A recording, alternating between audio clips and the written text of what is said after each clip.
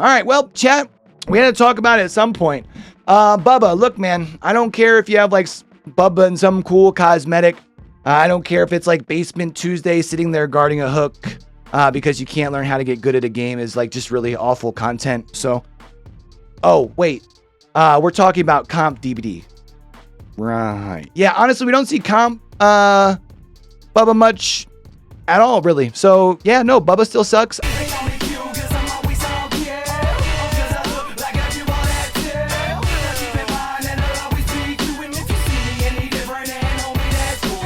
Hey, what it do, what it do? It's your boy Q, and welcome back to YouTube. And man, am I excited for this. This is something I've been wanting to do over here on the channel for a little while now. For those y'all who may know, I do quite a bit of shoutcasting. So I've kind of been thinking, and I've had this idea for a while now, that I wanted to do a tier list for a little while as far as like comp DBD. Not so much as far as like the best killers for competitive DBD. This tier list, right up here. This one is going to be all about how exciting they are to watch on average when it comes to when we see these killers picked in competitive DBD, because you guys know over on this channel, I like to post a lot of videos when we see some good matchups, some good trials as far as across competitive DBD, whether it's Dead by OCE, Dead by Esports, back when Vigos was running, we do our own 1v1s as well. So I figured this would be a fun list to put together here. Now, we are going to have a couple of killers and things that we're not necessarily going to really be able to get into. Now, this list did start here right after the announcement of the Dredge. So, of course, you're not going to be seeing the Dredge on our tier list here. Kind of makes sense, right? And what I'm going to do, actually, is I'm going to work my way back through the killers here, basically from when they've been released the soonest all the way to the most OG of killers that we've had in the scene here. Now, really, before we dig into this list, first off, if you do enjoy the video, do me a huge favor, leave a like and a comment. That's going to help us out with that good old YouTube algorithm. Maybe you agree, maybe you disagree with a few things I'm going to be saying here as far as the tier list. Also, keep in mind the tier list is just my opinion. I'm not saying that's exactly what it is. We are going to try and slide some killers up and down, even within the same tier, to basically put it in a good list from top to bottom here as well, all right? And of course, if you're over here and you enjoy the content, we are chasing down 500 subscribers by the end of the year, so do me a favor, smack that thing, and then after this video, make sure you tell somebody to tell somebody to tell somebody about it, all right? Well, let's go ahead. Let's get right down into our tier list here. I know that's why you guys clicked on the video, right? So, of course, the Oreo just recently being released here. I think maybe I've heard of her being played once in comp. It wasn't a game that I happened to be on the desk for. So we're just going to go ahead and slide her right down there into the NA column. It kind of makes sense, right? Now, as far as the artist, we haven't seen her too much in comp just quite yet. I've seen her a couple of times over in the OCE region. We have seen her make a couple of appearances in the NA and EU region as well. I think as far as for right now, I would probably say has potential. Her ability to get like those cross map snipes is really fun. It does cause some different chases just because obviously you have the ability to kind of shut down whatever loop or tile you're in. So as far as the 1v1 chase, not quite as entertaining as some of the other killers that we're going to end up putting up here, but has a really good skill gap. I would say as for now, let's put her right there as far as has potential. Now, anyone who's been through my channel over on Twitch, y'all know how much I love my homie, the Cenobite Pinhead. We love diddling his box. However, when it comes to competitive DBD, I gotta say you don't really get to see too much as far as like the box logic. Even though the killers that we see have a really good idea of where the box is spawning, you have so much else that you do have to do. I'm gonna say has potential. I think I'm gonna put has potential, and at least for now, we'll put him below Carmina, put him below the artist. I don't want to say please no. You'll see a couple of killers that we are going to end up putting there later, and you're going to kind of understand as to why we do, right? But let's just go ahead and keep on moving forward here. We're going to talk about the Nemesis. Listen, I know when it comes to the Nemesis, one of the biggest things, especially that the killers talk about, is the RNG with the zombies. But when we move past that whip, when we move past that sense into his whip, see how I was already moving forward there. That's like really the strongest part of this kit. It's kind of like you can force people into that very lose-lose situation. Yeah, sometimes getting his mutation rate up can be a little bit of pain in the rear, but when you figure once you do get him all the way up, he can move, he can remove pallets, breakable walls, things like that. I think for now,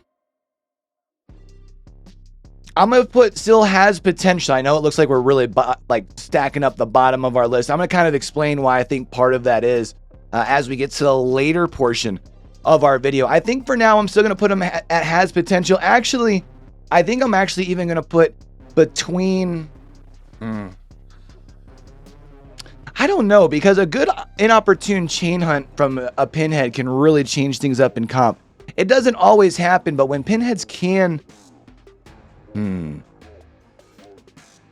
I think for now we'll slap them there. Like I said, we'll probably be moving these guys back and forth as we go along here. But let's go ahead and keep on moving along the list. We're going to go to Trickster here. Now, Trickster is interesting when we talk about on the competitive scene because we really haven't seen him much. Trickster, really, we've only seen like in Vigo's Court or in like that league style of play where like killer usages are limited to a season. I'm not even sure if we've really seen Trickster much even in like Champions of the Fog. I do know we saw Trickster come out a couple of times in Vigos though and had some pretty good performances. RIP Vigos, by the way. I think though, even though what I saw was like probably some really good performances,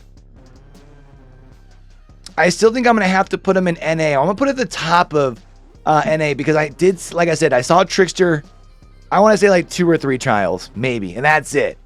So I don't think I've had enough information here. I don't think I would put, oh man, I do kind of think about Please No just because I think it's like the Wish version of Huntress if we're being honest, but I feel like that's also kind of being a little bit too brutal on the Trickster. We'll readdress that here later. All right. So now's where things get fun. We're gonna get into some killers here for the next couple that belong really in a wide range of places here up on the list. So we're gonna get to the twins first, and I find the twins really exciting personally to watch. I know sometimes they're known for this like methodical pace, like slower pace to their game, right? Particularly like after the first 3-4 gens pop, you usually play into this 3-gen situation. You're having to go back across the map, reset, things like that. So I know sometimes as far as from the viewer side, it's not their favorite to watch. I particularly don't mind unless maybe it's like the 9th, 10th, 11th set of the day, you know what I mean? But we do tend to see like the twins played on a little bit bigger of a map, a little bit more like the bigger like balanced maps that kind of give you like that 3-1-3 gen setup, right? Your ARPs, your suffocation pits. I think we're on Mount Ormond right now for Dead by Esports. I'm going to put twins up here at still exciting. I don't think I can put them at most exciting, and we'll explain why once we start putting some killers up in there. But the reason I think I put them at still exciting, again, because of the back and forth, right? You have to make sure that you're not overextending and allowing people to be, sometimes you'll see against M1 killers, you'll have people that just stay injured. And you try and prioritize gens over friends, whereas you really can't do that with the twins, right? So I think it adds some extra strategy, and I think because of the added strategy and depth, for me particularly, especially as a caster, I find it exciting. Not most exciting, but definitely worthy of being in that still exciting category. But when we do talk about most exciting, I think one of the things that we have to keep in mind is when we talk about most exciting, they're going to be killers that we see often in comp because both sides enjoy playing them, right? That's one of the things that I think of. The other thing that I think of is a killer that has the potential of ending games. I don't want to say necessarily quickly because obviously at the highest of levels, we don't really see like very, very fast games, but they have the potential to snowball at a lot of different points in the game, which is why Talbot Grimes here, our homie, the Blight, easily going to be sitting up here right now by themselves in the most exciting category. I can't wait to show y'all some of our other killers that we're going to end up putting there with it though. All right. Now I know one of my mods over on my Twitch channel is going to be super happy that we're talking about this guy right here. It's their favorite. And the Executioner has the ability, first off, we tend to see like Pyramid Head come out, especially when we talk about in earlier branches of rounds, when we talk about competitive DBD, has the ability to play around like a lot of your second chance perks, your borrowed times, decisive strikes, things like that with the Cage of Atonement, have the ability to put some damage out at range. As far as with the rights of judgments and the punishment of the damned, right? So you have a lot in your kit. One thing though, when we talk about balance, because we often see when we talk about competitive DBD, like certain killers get certain maps. Recently, we've been seeing Pyramid Head played a lot on Groaning Storehouse, which is interesting. Gives them a bigger main building to work around, have that deep 4, deep 6 area that we often see the survivors really trying to take him back into. So I think what I'm going to do as far as Pyramid Head for now, because I do find him exciting sometimes, but I got to say it's not consistently, because sometimes it really just gets down to the core mechanics of the games. So I think I'm going to have him at the top of has potential, at least for now. I think that's where we're going to put him. I think that's a really good spot for Pyramid Head, at least for now. Now, when we talk about this next killer here, one of my favorites, or I mean, honestly used to be one of my favorites to watch, still can be very, very fun. I think I really liked back when he had the quickscope mechanic, just because there's a whole nother mechanic in his bag that was just, I don't know, an exciting thing to like watch and cast. Now, obviously with that gone, he can still put up really good results, but we haven't really seen Deathslinger played as much. I mean, he plays different. Now it's more of the zoning, you scope while you move, right? We've seen the players who are good at Deathslinger still be able to put up good results, but we don't see him like picked as much. But I think I'm going to have him the bottom of still exciting for now. I think more exciting on average than the Pyramid Head personally, just because he does have more of that engagement, that back and forth. Yeah.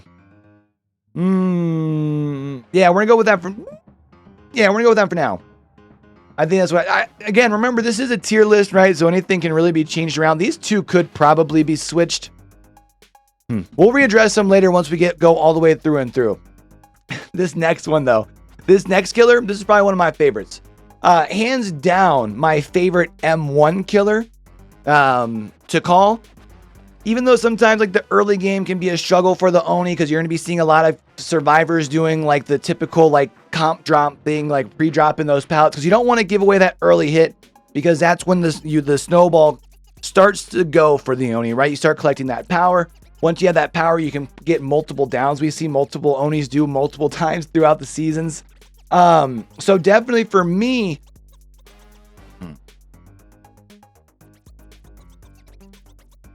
yeah, I don't.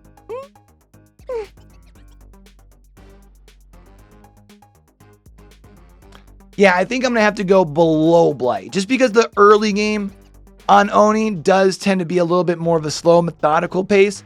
But I don't think the difference here is as big as a lot of people think. I think these are two very, very exciting killers to watch here.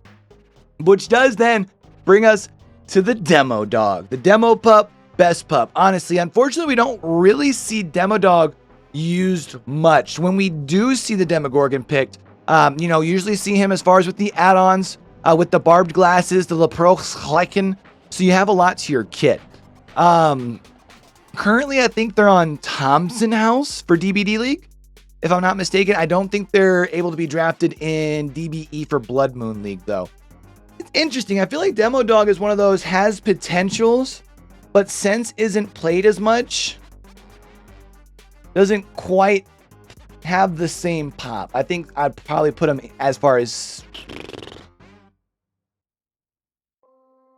the only reason I'm going to put him below the artist, from what we've seen from the few artists that have played in competitive thus far, especially more kind of thinking to our OCE region, the artist has the ability to get a lot of information from that shotgun strategy. So even though you get like a lot of information from your Leprochlecken every time you go, you traverse the upside down, I think you have the ability to more manage your information a little bit better here. So for that reason, we're going to drop Demogorgon just below there. Still has potential, just not quite that much.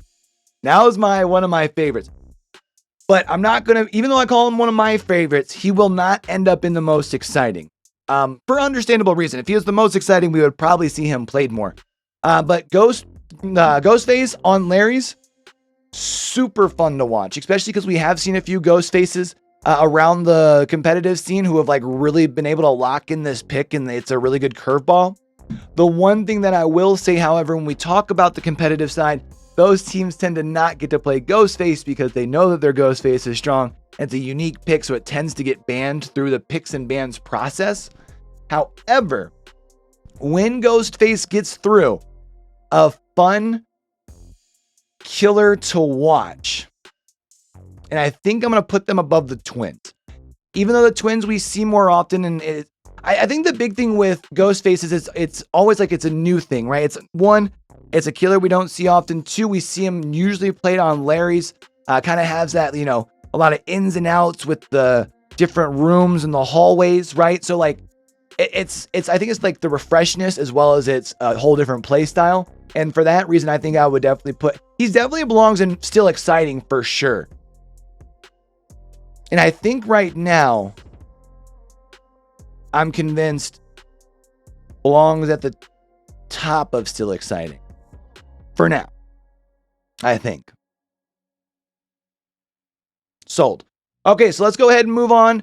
Actually, our next one is another one of probably, if it's not my favorite, it's definitely not my favorite, like traditional M1. That easily goes to the Oni-chan. Ghostface not too far behind though, if we're being perfectly honest. But the Plague, I know a lot of people get sick of good old Adrius, and I get it, right? It's the vomiting, it's a different play style, but when we talk about at the competitive level, the back and forth between survivors and killers, do we cleanse? Do we not cleanse? The vast amount of different strategies that we've seen, whether it be I pick up my first corrupt pool early, I save my corrupt pools for later. Maybe I do a little bit of both. We've seen recently people bringing in the double apple add-on here over the last couple months. A lot of different strategies and a lot of different back and forths on the Plague. And I think for that reason, definitely above has potential.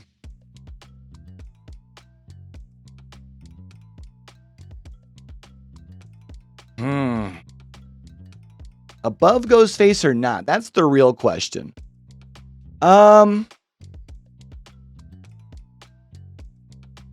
I think, and again, we talked about it during the actual placement of the Ghostface pick itself. Because of the uniqueness of the Ghostface pick, I think we're going to keep Ghostface above Plague as far as Still Exciting. But Plague, definitely a very fun one to watch. I know a lot of people aren't a big fan of Plague. You know, I know we've got some people, even like people who have hosted tournaments like Tofu, still aren't sold on Plague. I also know like our CEO over on DBD League, Will, isn't entirely sold on Plague either. But me personally, I think one, she's fun to watch, offers a lot of strategies. And I think especially when you talk about Plague, often coming down to that second and third set of a best of three, it's one of those big pivot points in a lot of series too. So I think for that reason as well, I'll put her above the twins and the Death Slinger. But because she has played more often, I think that uniqueness from Ghostface still puts him above on the Still Exciting. Unfortunately for our Legion fans out there, we just don't see Legion in comp for good reason. I mean, to be fair, right now, I don't even want to see Legion in pubs. So, for that reason, actually, we're not going to put them in no. Just please no. One of the big things as far as with the Legion that you have to keep in mind as far as on a competitive level, right, is like, usually your teammates are going to be split up anyways. One of the big things that you get, the benefits that you get from Legion is catching teams bunched up and bunched together. And usually when you talk about the organization of a lot of these teams in comp, it makes sense why you don't see them picked. I know that they were always a fan favorite over in Vigos for like late rounds that people would want to see them for like a burn away pick. Really should probably belong in NA because we just don't really see them much. But because I see them so much in pubs and I'm over them, we're going to go ahead and leave them right there in the please no category. All right. We're actually cruising here. Look at this list. List is already looking pretty good too. I mean, has potential, has the most. It's kind of the way a tier list really should have looked, if you ask me. But let's go ahead and get to the Spirit, because I would say that Spirit definitely isn't really seen as like the sure lock, as like the third spot on most teams' tier list, the way that she was prior to her changes back last year, right? But I would say personally, as a caster and a spectator, that's what makes Spirit a lot more fun to watch now, because there is counterplay. Good survivors are able to use the directional phasing to be able to make the right choices in what used to be the kind of the old school 50-50s, now leaning a little bit more in the survivor's favor. But in turn with that, we have been seeing some spirits across the competitive scene as well. What they've started doing is they're able to actually, they'll do like moon phases and things to cover up the directional sound to be able to make some plays at the pallets and things like that. So I think, especially seeing as she kind of continues to progress and evolve since her changes, I still think I will put her.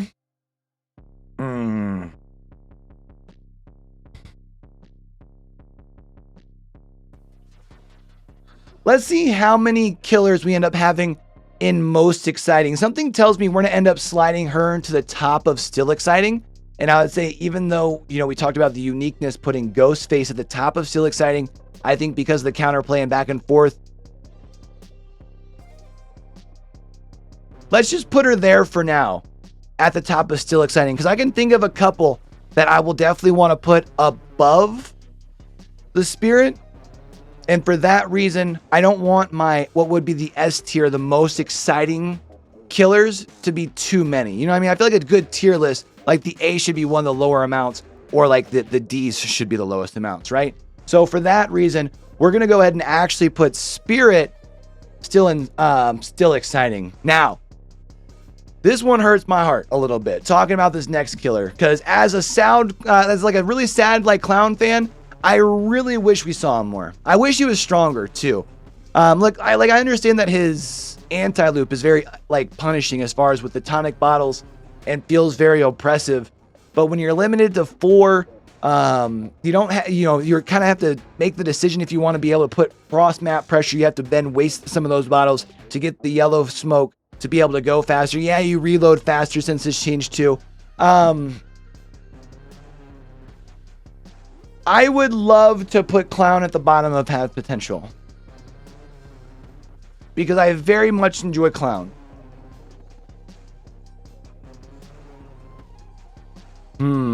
I would really like to, chat. I just don't know if I can.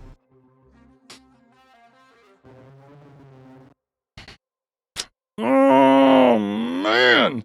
Let's, I mean, I really also kind of feel like we could put him in NA for real, because we really don't see Clown much.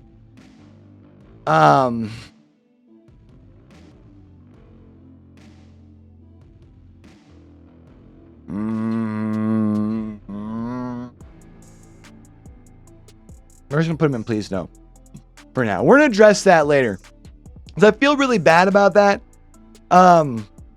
Again, I'm a big Clown fan. I know that there are a few like really strong Clown players out there, even in like the comp scene, but I think because of that, it's another reason we don't see them played very much. And when we talk about Clown, I think right now is on what?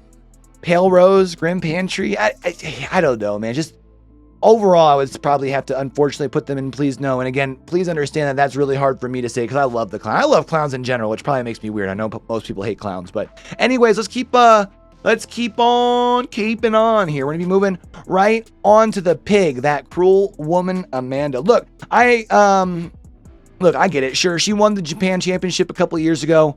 I think she won another tournament not too long ago. But like, there's so much RNG to her hats. They added another box too. Because of the RNG, part of the reason why we generally don't see her much really in comp.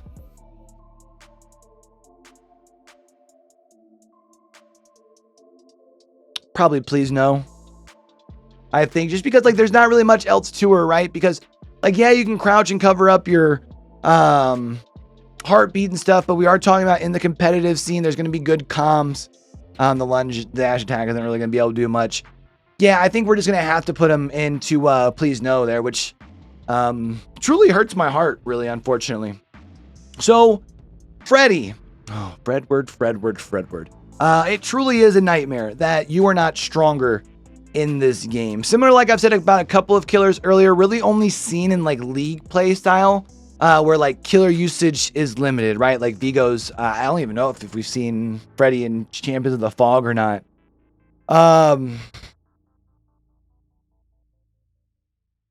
So I think because we don't see them much, I do think I'm going to have to slide him down there in NA. Which is unfortunate because, I mean, it has a decent amount of his kit when you think about it, right? The little bit of slowdown and loop with the pools. I feel like you could probably be seeing his pools more than pallets in comp if you were to be seeing Fredward. Because Yeah, I think we just had to put him in NA. We just don't really have enough. And I think we'd probably have to put him obviously above the Onryo in NA because we've seen more of him than her. But yeah, I just think we'd have to go as far as with the NA for that. So, all right. Well, chat, we had to talk about it at some point. Bubba, look, man, I don't care if you have like Bubba and some cool cosmetic. I don't care if it's like Basement Tuesday sitting there guarding a hook because you can't learn how to get good at a game is like just really awful content. So, oh, wait. We're talking about comp DBD. Right. Yeah, honestly, we don't see comp Bubba much at all, really. So, yeah, no, Bubba still sucks. I'd put him in Please No, actually. I think I'd probably put him at the bottom of Please No. Like all the way there. Like where he belongs, really. In the basement. Anyways, we only have a couple more to go. I know we've kind of been running a little bit longer of a video as far as having no background video or footage or anything like that. So let's move along these last, 8 killers here. Huntress, good old Anna. She can definitely be fun to watch here. She's like usually kind of played on your more like typical balance maps, right? Like your ARPs, your suffocation pits. I think right now though we've been seeing her a lot on Wreckers. The more I think about it, yeah. Actually, we've been seeing her on Wreckers quite a bit more recently. Huntresses can definitely be scary. We see a lot of the Babushka Ocaf. I know probably somewhere Ralph's probably punching the air saying something about shiny pin, but we just don't see it ever. I would definitely say that Huntress has the capability of being exciting. Wouldn't belong in the most exciting.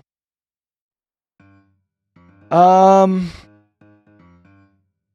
would put her above, actually probably even above Ghostface, honestly. I think that's probably a good place for her. I really still like the counteracting of the spirit play, which is why I think I'd put her above the Huntress as far as in the still exciting category. But I think this is really good listing here. So we'll just go ahead and leave her there for now. We'll readdress this. Again, we might also still slide Caleb down here as well. We'll kind of get to the end and see what that's all about. But we've only got a couple more to go here. So let's move on to the doctor. Good old Herman Carter. Generally seen on Father Campbell's Chapel if we do see him in comp. Doctor is one of those M1s where like you really kind of got to claim your 3-gen and play it smart and make sure that you're playing more the tactical side of your game. I don't know if I'd call it exciting though. Obviously can shut down loops pretty easy as far as with the static shock. Has the blast to be able to tear people up, which kind of causes them to have to take a little bit of, it's not very much, but a little bit of in-game slowdown to be able to defrag your brain, figure your stuff out, right? I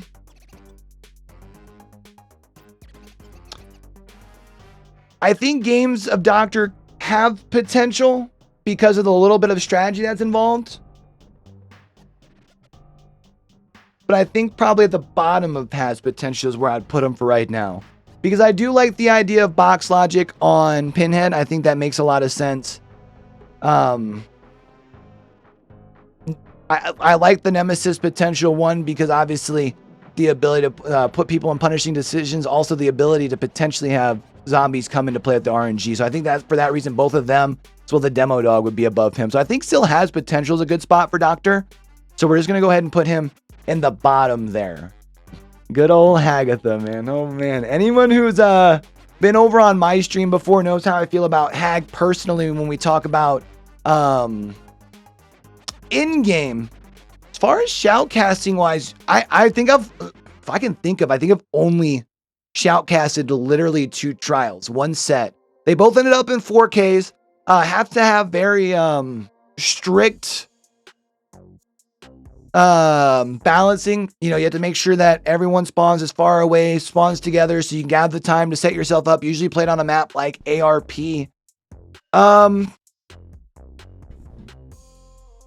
While I enjoyed seeing the different strategies that our different killers brought out and how they're still able to pull out different results, I still think I'm going to have to put Hag at the top of Please No, just based off of precedence, really. So we're going to leave her right there. Michael Myers. Man, why does Michael Myers have to have such like a weird like love-hate relationship in this game? Is his gameplay exciting, especially in comp? No, not really. But it is indeed different, right? It is a map where we have been seeing RCPD brought out here recently, has all sorts of tucked away totems, making Devour a fun perk, allowing even some of his more strong add-ons as well. So it's been fun. It has potential. I almost want to put him in NA just because we haven't seen enough of him. When I say has potential, I would say more exciting than Doctor.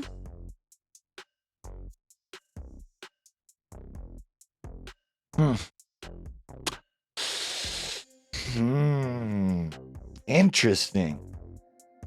Because I could make an argument that because of how rare he is and the power spikes that are allowed in his gameplay potentially, he should belong at the top of has potential. That's weird. It's a really weird switching things in chat because I just had him all the way over here. But realistically,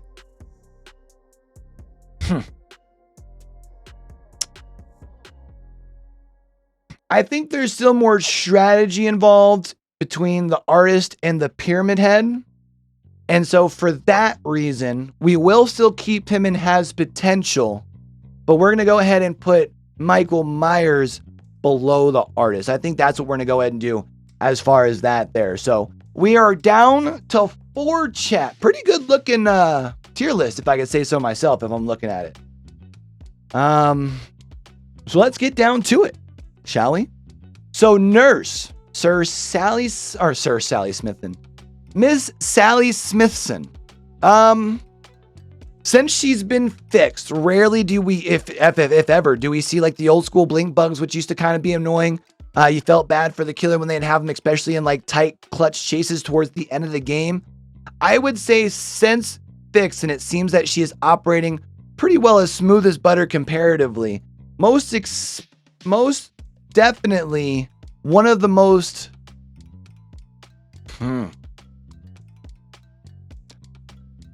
I would say with our list the way it is, for sure a top 3 exciting killer. The question is, do we put her over the Oni? Because obviously we have seen the Nurse's ability in multiple games to be able to shut things down super, super quick, right? At the flip side of it, we have also seen where some teams are so used to playing against the Nurse, even though the person that they might be going against might be one of the most cracked out nurses in all of the land. Because the other team that they are playing against is very experienced against the Nurse, might not be able to get quite the performance you're looking for. I mean, we even saw when the Nurse went to Cold Tower, I think a lot of people were expecting it to be 4Ks all days, but we've seen when you equip the survivors, with more tools, the deliverances, the borrowed times, the decisive strikes, the unbreakables, you let them have everything in their kit. You can get some really good back and forths between the Nurse and the survivors.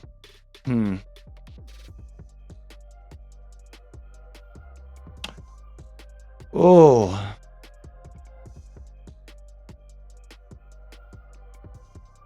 And because of the ability, because of the verticality, you could really argue, this is tough. I think I'm going to put her below Blight for now, simply because she does kind of break some of the rules. And even though that leads to some good plays, you know what I mean? Like being able to go vertical, getting some hits and grabs and whatnot, because of the mechanical skill and the stuff that you have to appreciate when you see just the absolutely cracked out Blights doing their thing on the competitive scene, I think we're going to leave Blight at most exciting. Nurse, though, Nurse definitely belongs in the top 3. And I think for sure edges out Oni just a little bit because of her ability to shut. Granted, Onis can shut games down very, very quick too if teams allow that very early hit, right? But we do generally see teams tend to play a little bit more cautious. Like I said, pre-throwing those pallets and things like that. Whereas Sally Smithson says, pallet, what pallet? I'm blinking through it and hitting you anyways. So for that reason, I think we're going to go ahead and keep her at number 2. But now we've got Billy. Man, Oh man, do I love watching some good old Billy gameplay, man. You're talking about the curves, the snipes. He's like Oni, but he doesn't have to charge up that power to be able to get the one-shot down capability, right? So it only makes sense that if Oni is in the most exciting category and Billy is like Oni, but doesn't have to build up his power, would only make sense for Billy to be number 3 here. And I think that's where we're going to keep him. So we're down to 2, chat. We have 2 more. And I know we've been going a little bit longer here, so I'm going to try and get through these last 2 picks, and we'll kind of wrap it up in case there's anything that I missed here. But Philip Ajomo, the Swift Destroyer. Well, first off, when we talk about the Wraith, usually sends us off to my favorite realm, the Deadest of Dogs. So that's a plus. Although Wraith gameplay isn't super flashy, usually it's like pretty well broken down into like the most core mechanics of the game, right? No exhaustion perks, no reset purse. Basically just a good old-fashioned 4v1 asymmetrical horror goodness. I think because of that, and because of the level of players that we do see in comp, it has potential.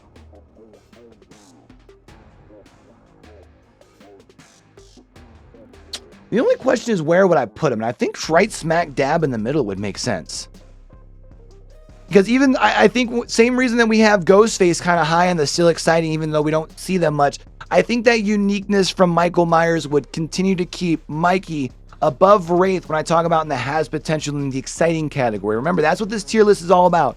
This isn't about your ability to be able to get good results in competitive DBD. Although, I mean, it does kind of look like that as well when you look at a lot of the tier listing here. But this is really just more based off excitement from the viewer and the shoutcaster perspective.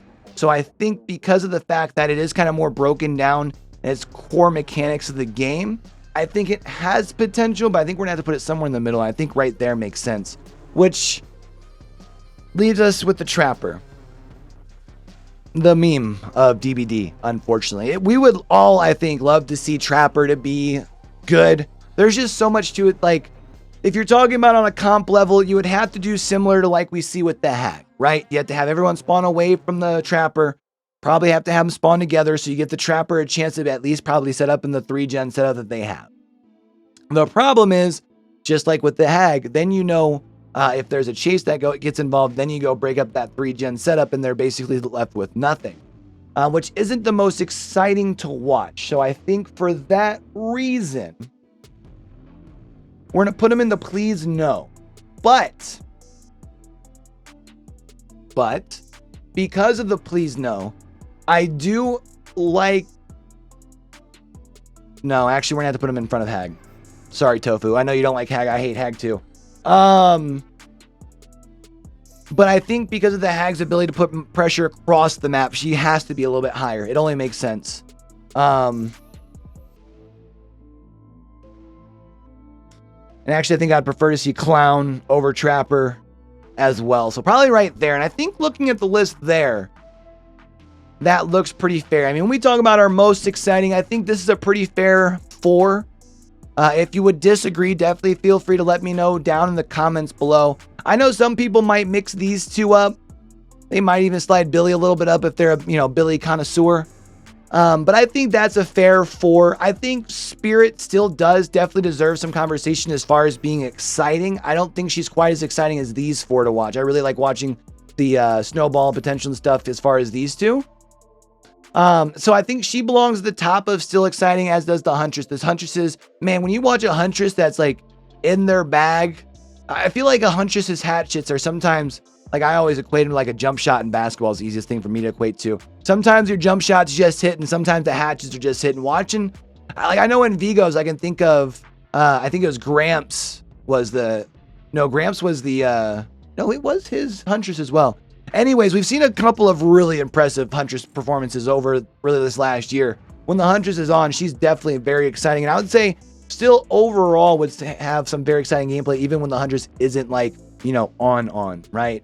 I think when you look through this list here, I think this is relatively fair. I would say even you could probably slide Deathslinger here, and I wouldn't hate I don't think that really makes a big difference.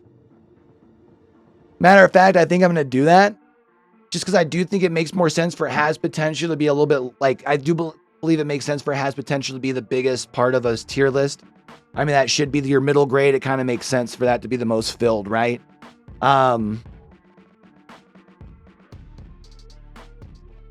See, but now when I put Caleb here, it's weird how that works. No, you know what though? Because I still like watching the really trick shots. Man, if you've seen the right death slingers be able to hit some crazy shots through some cracks and things like that, be able to really abuse the pill bottle. And so I think for that reason, pill bottle hitbox, sorry. I don't want people to abuse the pill bottle. The pill bottle hitbox on survivors. The killers who can really take advantage of that on the slinger are on a whole new level and really, really exciting. So for that reason, I think we're going to go ahead and keep him there. But I do like sliding him down into that has potential. I know for a lot of people will be surprised to see the artist here. I've just seen it a little bit more because we have seen it already kind of starting to come out of the OCE region more. Hopefully we start to see more of the artist on the NAEU side of comp though. Would be really fun. I think the rest of this is pretty fair.